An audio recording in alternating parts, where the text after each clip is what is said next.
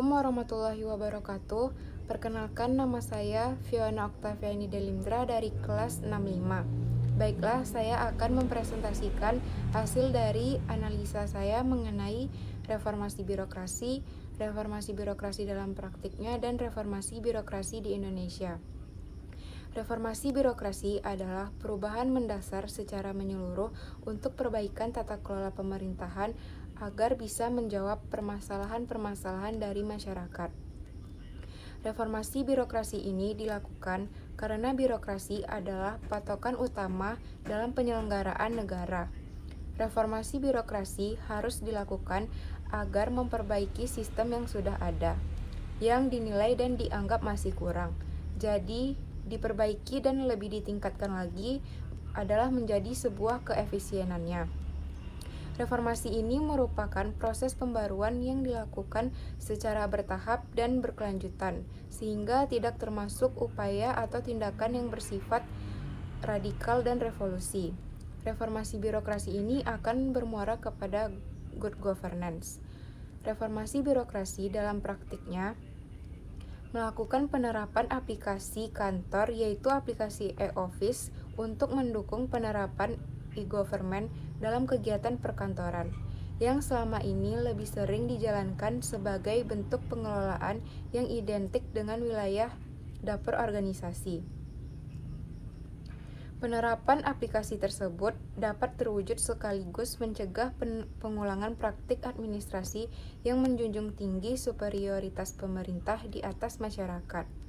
Reformasi birokrasi ini dalam pengembangannya ini akan terus berlanjut untuk mempercepat akses pelayanan publik yang lebih efektif dan efisien.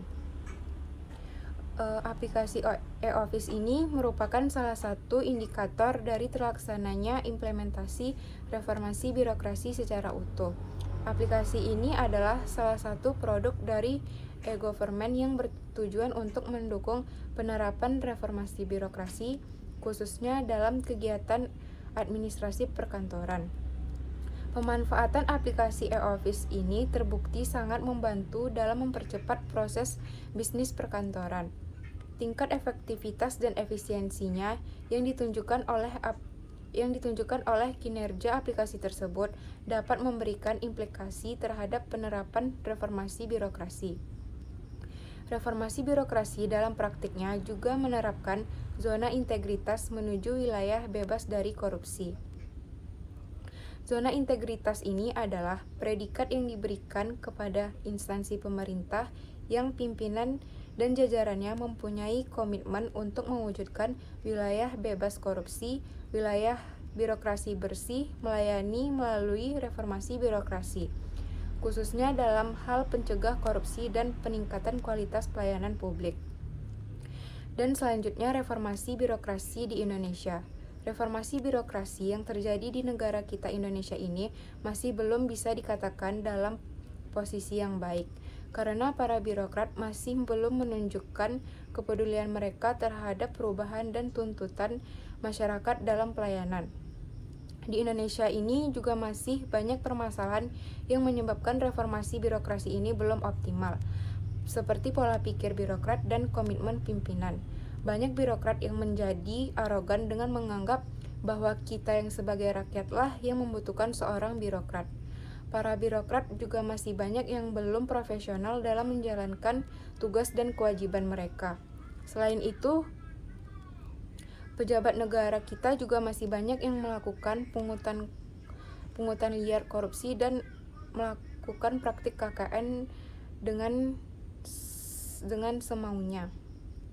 Ini juga masih sering terjadi. Maka dari itu, diperlukan sosok pemimpin yang berintegritas tinggi, yang mempunyai visi masa depan yang baik, dan menjadi panutan. Pemimpin juga harus memiliki komitmen dalam melakukan modernisasi birokrasi bagi reformasi birokrasi, dan berkomitmen juga dalam menegakkan hukum untuk mencegah terjadinya maladministrasi dan praktik KKN ini. Bukan hanya pola pikir birokrat dan komitmen pemimpin yang menjadi poin penting.